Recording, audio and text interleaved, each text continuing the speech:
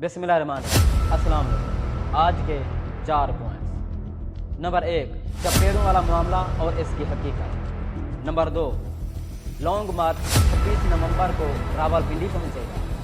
Number 3, long मार्च की date delay होने से किसको फ़ायदा और किसको नुकसान। और एक चाइनीज जनरल की 544 कब्ल मसीह से पहले की कहावत। सबसे पहले हम डिस्कस कर लेते हैं ये चपेड़ों वाला मामला कि आखिर ये है क्या, चपेड़ें किसको पड़ी हैं, कहाँ पड़ी हैं।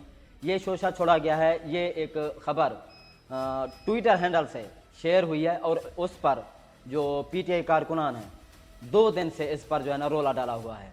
हम आपको इसकी हकीकत बताएंगे कि चपेड़ें किसको पड़ी, कब पड़ी और कहाँ पड़ी और कितनी पड़ी हैं।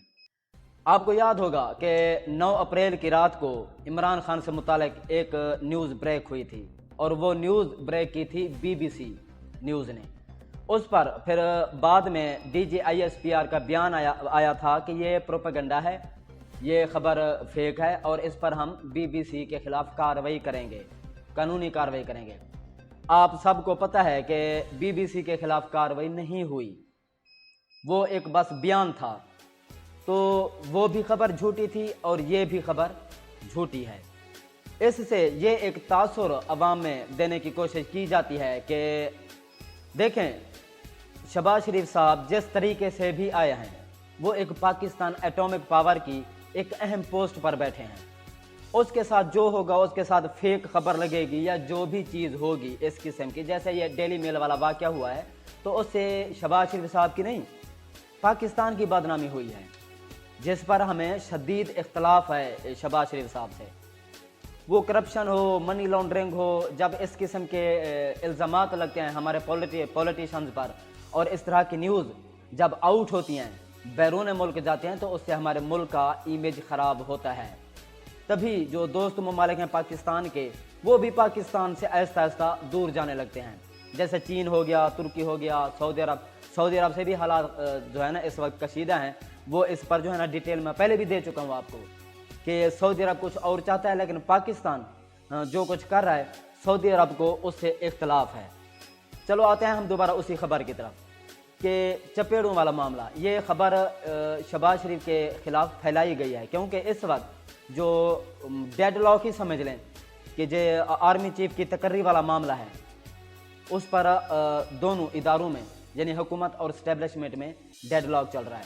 जो बंदा लाना चाहता है नवाज शरीफ, वो 2 दिन तक रिटायर हो रहे हैं, तो वो जो नाम है वो सीनियरिटी लिस्ट में नहीं डाला गया क्योंकि वो तो ऑलरेडी उन्होंने 2 दिन बाद या 1 दिन बाद रिटायर हो जाना है। तो उसको कैसे फिर आर्मी चीफ इतने बड़े ओहदे पर कानून से मुतसादिम फैसला किया जाएगा। तो जो चीज़ नवाज शरीफ कराना चाहते हैं वो उनको मंजूर नहीं है और कानूनी तौर पर भी नहीं हो सकता। और जो लिस्ट बना कर दिया है हमारी इस्टेब्लिशमेंट ने, उसमें से वो शहबाज शरीफ साहब या नवाज शरीफ साहब बंदा चूज़ नहीं करना चाहते, उसको हायर नहीं करना चाहते इतने इम्पोर्टेंट ओहदे के लिए। तो इस मामले में डेडलॉक है। तभी शहबाज शरीफ साहब ने खुद को क्वारंटाइन कर लिया है कि ये दूर बैठकर वो ये मामलात देखेंगे, लेकिन समरी पर दस्तखत तो होंगे। इसहाक डार साहब ने सुप्रीम कमांडर सदर आरिफ अलवी साहब से भी मुलाकात की है, इस बारे में मुशावरत की है और बिलावल साहब का भी इस बारे में बयान आया है कि सदर आरिफ अलवी साहब एहतियात से जो है ना स्टेप उठाएं मामलात, वरना ये उसके गले में पड़ सकता है या उसके जो नतायज हैं वो उनको भुगतने पड़ेंगे। तो ये एक किस्म की खुली धमकी है क्योंकि उन्होंने जो काम करना है वो तो कानून के मुताबिक ही करना है। वो एक पाकिस्तान के बहुत बड़े सुप्रीम कमांडर हैं और बहुत बड़े ओहदे पर फैज़ हैं और उन्हें पाकिस्तान के मफाद में फ़ैसले लेने हैं।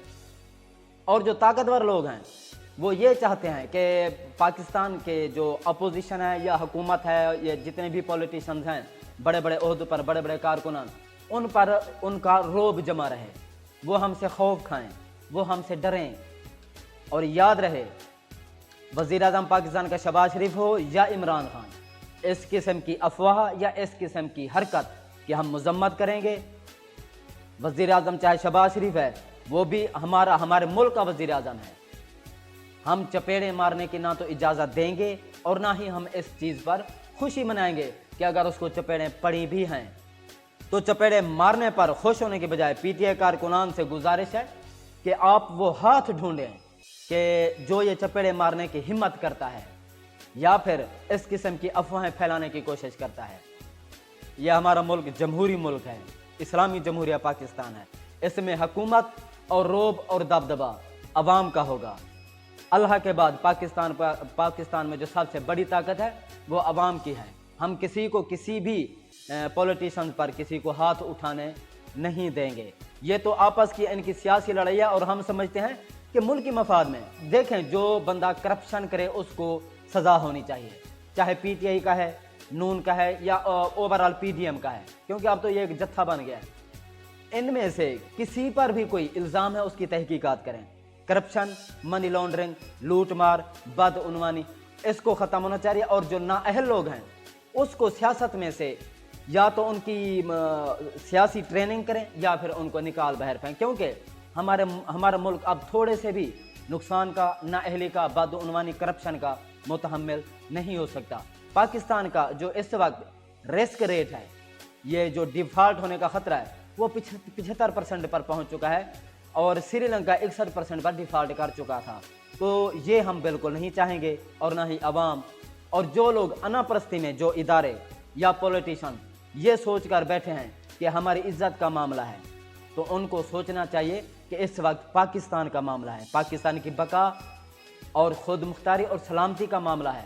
جب آپ اس وقت آئی ایم ایف آپ سے معاہدہ نہیں کر رہا، کیونکہ آپ نے جو ٹیکس کلیکشن کی ہے وہ آئی ایم ایف ٹارگٹ کے مطابق نہیں کی، تو اگر آپ نہیں کریں گے تو مذاکرات میں ڈیڈ لاک تو ہوگا، اور اگر ڈیڈ لاک ہوگا اور معیشت پاکستان کی لیٹ ڈاؤن کرے گی، جو لیول ہے فارن بونڈز کا وہ گرے گا، تو ہمیں پاکستان کی سلامتی پر یا خدا نہ خواستہ ایٹامک ایسڈز پر سمجھوتا کرنا پڑے گا، اور یہ نہ تو پاکستان کی عوام قبول کرے گی اور نہ ہی پاکستان کا کوئی محب وطن پولیٹیشن۔ تو یہ چیز آپ کو پہلے دیکھنی چاہیے، نہ کہ اپنی جو ہے نا پرسنلزم میں ملک کو نقصان پہنچائے۔ سے بہتر ہے کہ آپ پاکستان میں جو عوام ڈیمانڈز کر رہی ہیں کہ نئے جو جنرل الیکشن ہیں وہ جلد از جلد ان کی ڈیٹ دی جائے، اناؤنس کیے جائیں، اور جو بھی جس کو بھی عوام سلیکٹ کرے گی وہ پاکستان پر آ کر پاکستان کی سلامتی، خود مختاری، ترقی اور خوشحالی کے لیے کام کرے گا، اور عوام بھی اس کو سپورٹ کرے گی اور ادارے بھی۔ اور جہاں تک عوام کی رائے ہے وہ یہ ہے کہ ہمارے جو پاورفل انسٹیٹیوشنز ہیں ان کو اس معاملے پر بجائے رجیم چینج آپریشن، کسی کو ان آؤٹ، کسی کو لاتے مارنا یا چپیڑے مارنا، ان معاملات سے نکل کر پاکستان کی سلامتی، خود مختاری اور بارڈر سیکیور کرنے پر توجہ دیں۔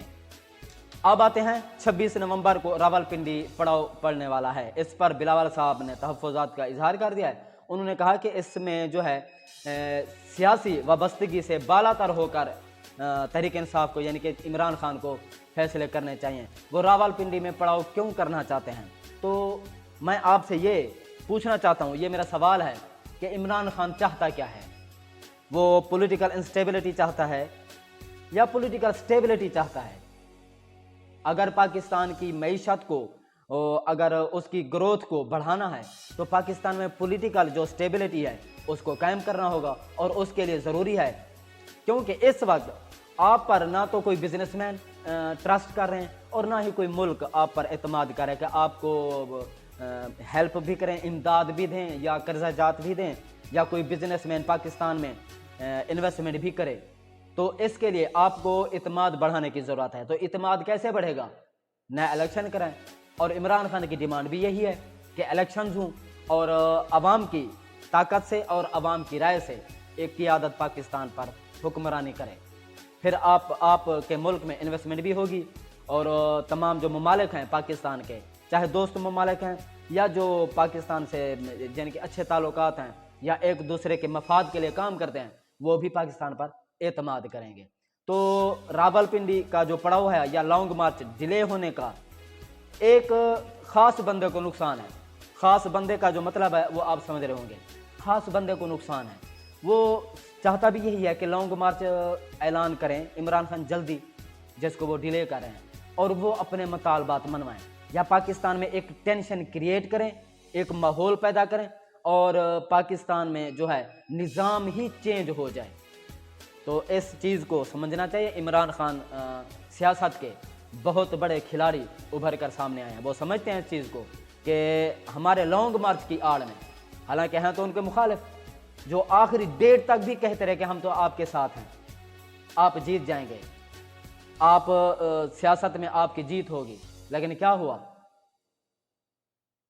عمران خان کی حکومت کا دھڑام تختہ کیا گیا اور ایک ایسے جتھے کو بٹھایا گیا جس کو عوام ریجیکٹ کر چکی ہے. پھر جس کو آپ نے بٹھایا ہے، پھر عوام آپ کو جو ہے نا عزت کیسے دے گی؟ تو لانگ مارچ ڈیلے ہونے سے ان لوگوں کو نقصان ہے جو اس سے لانگ مارچ کی ٹینشن سے فائدہ اٹھانا چاہتے تھے اور اپنے مطالبات منوانا چاہتے تھے حکومت سے. اب ڈیلے ہونے سے ان کو نقصان ہے اور عمران خان کو فائدہ ہے اور عوام کو بھی فائدہ ہے. اب راولپنڈی میں 26 تاریخ کو اعلان کیا عمران خان نے. یہ بھی ایک ہفتے کا ٹائم ہے ان لوگوں کے پاس. ان کو دیکھنا چاہیے اور سوچنا چاہیے اور مذاکرات کی ٹیبل پر آنا چاہیے. عمران خان کے چند مطالبات ہیں جیسے biometric machine, electronic machine, voting machine اور الیکشن کمیشن پر عمران خان کو اعتراض ہے اور اعتراض ماننا چاہیے کیونکہ پاکستان کی بہت بڑی پولیٹیکل پارٹی بن چکی ہے. ان کا جو پولیٹیکل گراف ہے، ان کی پاپولیرٹی کا، وہ پاکستان کی تاریخ میں کہیں نہیں ملتا. تو اس کے جو مطالبات ہیں جو جائز ہیں وہ ماننے چاہیے.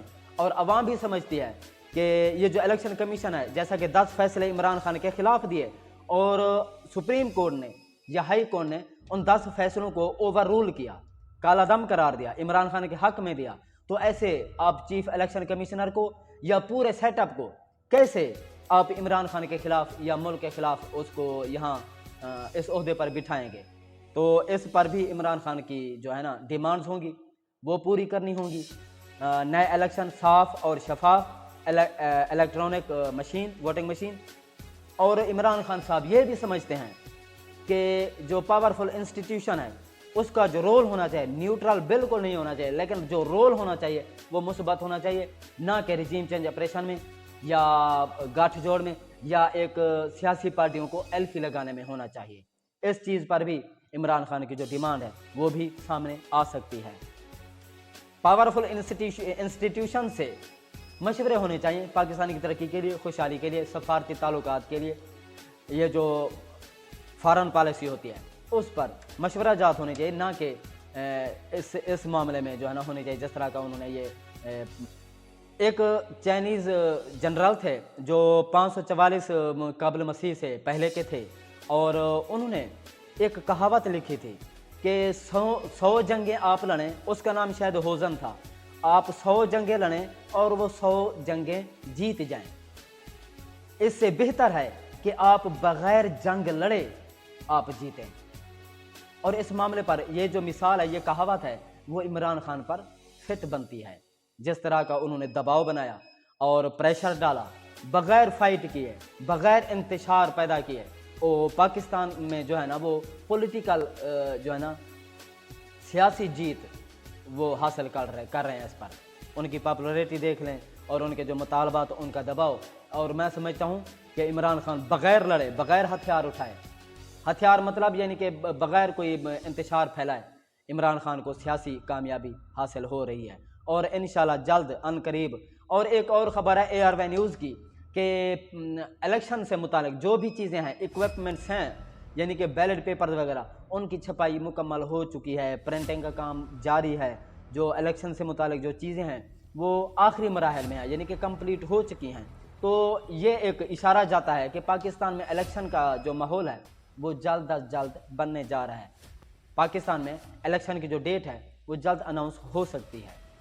تو یہ تھا آج کا جو پولیٹیکل انالائسز ہے، آپ نے سنا.